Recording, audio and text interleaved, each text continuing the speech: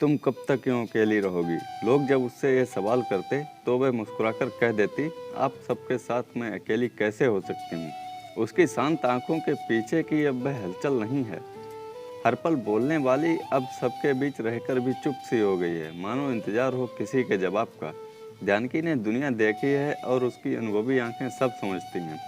ना जाने इस चंचल सी गुड़िया का क्या हो गया। सांदली, क्या मैं तुम्हारे पास बैठ जाऊं थोड़ी देर? जरूर आंटी, यह भी कोई पूछने की बात है। कैसी हो? क्या चल रहा है आजकल? बस आंटी, वही रूटीन, कॉलेज से घर और घर से कॉलेज। आप बताइए, जानकी बोली।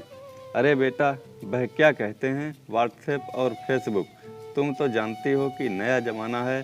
किसी को रिश्ता बताओ तो पहले फ़ोटो भेजो। हमें तो बस फ़ोन सुनना और काटना आता है, फ़ोटो कहाँ से भेजें। अब वही सब सीखना पड़ रहा है। क्या करें बिटिया, समय ही ऐसा आ गया है। बस घर बैठे बिठाए सब काम हो जाएं। यह फ़ोन भी अजीब चीज़ है। जानकी को पूरा मोहल्ला जानता था। वह रिश्ते करवाती थी। सांदली का रिश्ता भी जानकी ने ही करवाया था। सांदली के पिता बैंक में नौकरी करते थे। यहीं पर चंडीगढ़ में 6 साल यहाँ पर रहे, इसी मोहल्ले में। फिर देहरादून तबादला हो गया। किसी का मन नहीं था यहाँ से जाने का, लेकिन नौकरी है तो जाना तो होगा। सांदली 10वीं क्लास में थी, चुलबुली सी, बला सी खूबसूरत, हंसकर प्यार से बोलने वाली, सबकी चहेती। उनके जाने की बात सुनकर सब उदास हो गए। देहरादून के अच्छे मोहल्ले में घर मिल गया था, लेकिन सांदली जब बीकॉम फर्स्ट ईयर में थी तब उसके पिता का तबादला फिर से चंडीगढ़ हो गया। चंडीगढ़ में वे उसी मोहल्ले में आकर रहने लगे। सब लोग खुश थे। इस बात को 2 साल होने को थे। सांदली कॉलेज से तीसरे साल में थी। एक दिन जानकी सांदली की मम्मी के पास उसके लिए बहुत अच्छा रिश्ता लाई, लेकिन सांदली अभी आगे पढ़ना चाहती थी। वो लड़के वालों से बात की और वे मान गए कि सांदली बाद में अपनी पढ़ाई जारी रख सकती है। रिश्ता पक्का हो गया। सगाई के बाद एक दिन लड़का वरुण सांदली से मिलने आता है और वे दोनों घूमने गए।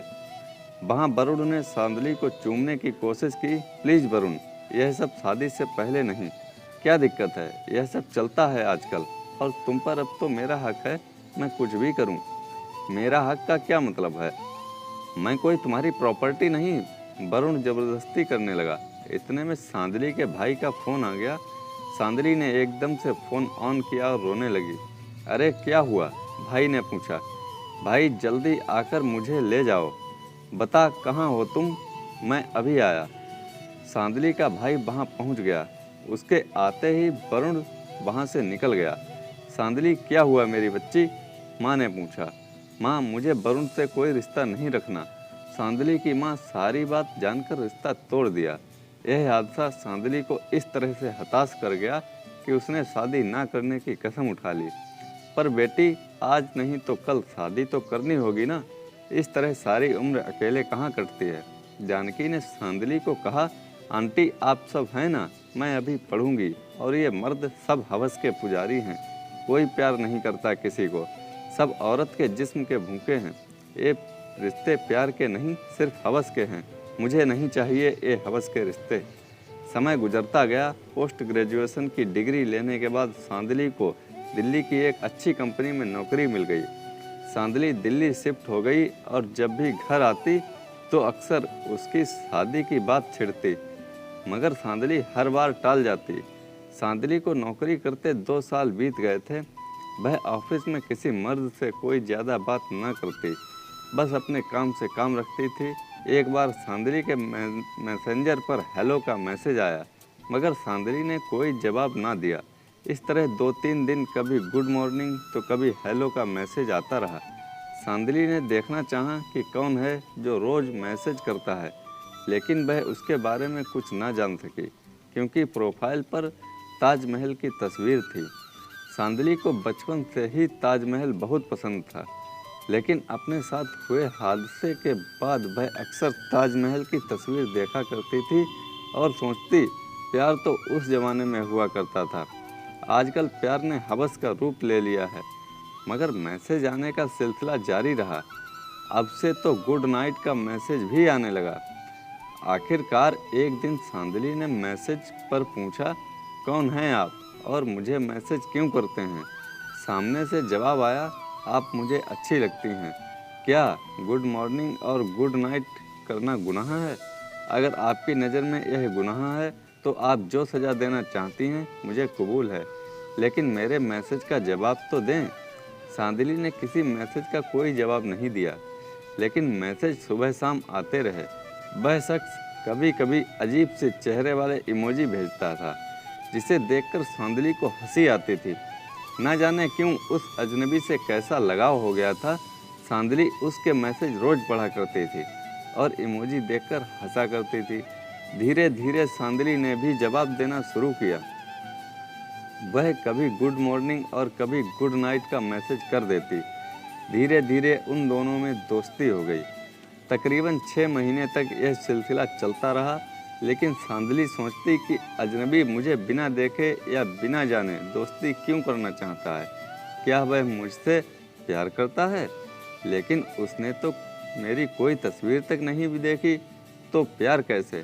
दरअसल सांदली ने अपनी प्रोफाइल पर नरगिस के फूल की तस्वीर लगाई हुई थी और ना ही वह फेसबुक अकाउंट में अपनी कोई तस्वीर डाली हुई थी।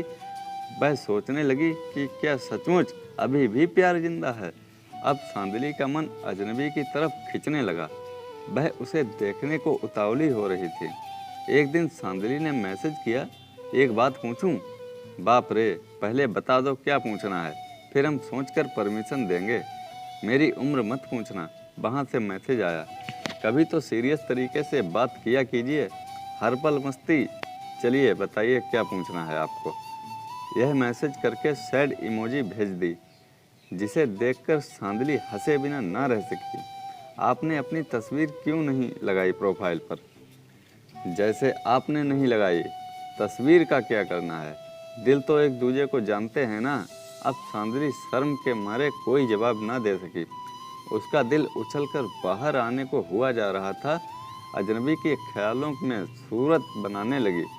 उसने महसूस किया कि उसे अजनबी से प्यार हो गया है। एक दिन अजनबी का मैसेज आया, आज ठीक 5 बजे ताज होटल में चाय एक साथ पिएंगे। सांदली खुशी से उछल पड़ी। उसने ऑफिस से हाफ डे ले लिया। कमरे पर आकर फ्रेश होकर डार्क ब्लू कलर की ड्रेस पहनी। गोरा रंग होने पर नीले रंग में बला की खूबसूरत लगती थी। हल्का मेकअप किया और चल दी ताज होटल। सांदली का दिल प्यार की अंगड़ाइयाँ ले रहा था। आज उसे रास्ता भी लंबा लग रहा था, लेकिन जैसे ही बताई गई टेबल पर पहुंची तो बॉस को देखकर ठिठक गई। आओ सांदली, बैठो। सर आप? जी, पर पहले चाय पी लें, जिसके लिए इतने बड़े होटल में आए हैं। सांदली को समझते देर ना लगी कि वह अजनबी उसका बॉस ही था। सांदली का दिल बड़ी जोर से धड़क रहा था। उसे अपने बॉस अच्छे तो लगते थे, मगर उनके साथ ऐसा रिश्ता तो वह सपने में भी नहीं सोच सकती थी। ऑफिस में उसने कभी उन्हें किसी से हंसी मजाक भी करते हुए नहीं देखा था। इसलिए अजनबी से मिलने की खुशी के साथ उसे हैरानी भी थी कि क्या सचमुच बॉस ही भी अजनबी हैं। बॉस उसकी हालत को समझते हुए बोले, सांदली, मैं सचमुच तुम्हें चाहता हूँ, लेकिन अगर मैं बॉस बनकर यह बात कहता तो शायद तुम नौकरी के दबाव में आकर हाँ करती, या तुम्हें मंजूर ना होता तो नौकरी छोड़कर चली जाती। और मैं तुम्हें ना तो खोना चाहता था, ना ही तुम्हें किसी दबाव या डर में देख सकता था। इसलिए मैं अब तक अजनबी बना रहा। अब तुम्हारा जो भी फैसला हो मुझे मंजूर है, मगर एक रिक्वेस्ट है, तुम नौकरी छोड़कर मत जाना। सांदली नजरें झुकाए बस इतना ही कह पाई, आप चंडीगढ़ जाकर मेरे मम्मी पापा से बात कर लें। तो दोस्तों, कैसी लगी ये कहानी? लाइक करें, कमेंट में हमें बताएं और चैनल को सब्सक्राइब करना ना भूलें। धन्यवाद।